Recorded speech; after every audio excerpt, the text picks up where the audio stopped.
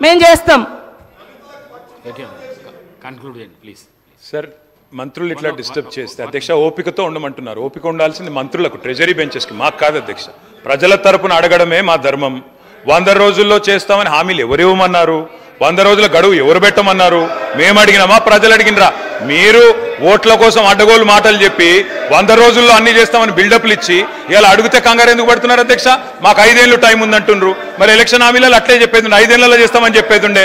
100 రోజుల్లో చేస్తామని ఎవరు చెప్పన్నారు? వారు చెప్పారు కాబట్టి చెప్తున్నా అధ్యక్ష. వారు అన్నారు అధ్యక్ష, వారు అన్నారు ఆసరా పెన్షన్లు. అవును అధ్యక్ష, మీరు మాకు 200 రూపాయల పెన్షన్తో అప్పచెప్పిపోతే 2014 10 రెట్లు పెంచి 2000 చేసింది కేసీఆర్.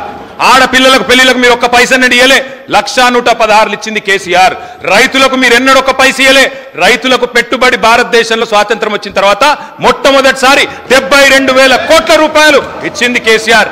అధ్యక్ష, ఏమి చేయలేదని మాట్లాడితే మాకు అవకాశం ఏంటి, ఇంకో గంటన్నర చెప్తాం. మంత్రి గారు కాబట్టి వారు ఏమైనా చెప్పొచ్చు అనుకుంటే కుదరదు అధ్యక్ష. వారు అన్నారు ఉద్యోగాలు ఎన్ని ఇచ్చారు. అధ్యక్ష, నేను మంత్రి గారికి చెప్తా ఉన్నాయి, నేను వారికి పంపిస్తాను. నాకు తెలుసు మీరు అడుగుతారని. మా ప్రభుత్వం ఉన్నప్పుడు అధ్యక్ష 2,32,000 ఉద్యోగాలకు మేము నోటిఫికేషన్లు ఇచ్చాము. 1,60,083 ఉద్యోగాలు భర్తీ చేసినాము. ఇంకొక 40,000 ఉద్యోగాలు ఈ రోజు మీరేవైతే కాగితాలు ఇచ్చి ఫంక్షన్లు చేసుకుంటున్నారో అవన్నీ గత ప్రభుత్వంలో ఇచ్చినాయే, మీరు ఇచ్చినాయి కాదు. అందుకే నేను అడుగుతున్నా తెలంగాణ యువత పక్షాన, మీరేదైతే మాట చెప్పినరో 2 లక్షల ఉద్యోగాలు ఇస్తామని, గత ప్రభుత్వం ఇచ్చిన ఉద్యోగాలు మైనస్ చేసి మందికి పుట్టిన బిడ్డలు మా బిడ్డలు అని చెప్పుకుంటూ కాదు, మీరు ఉద్యోగాలు ఇవ్వండి.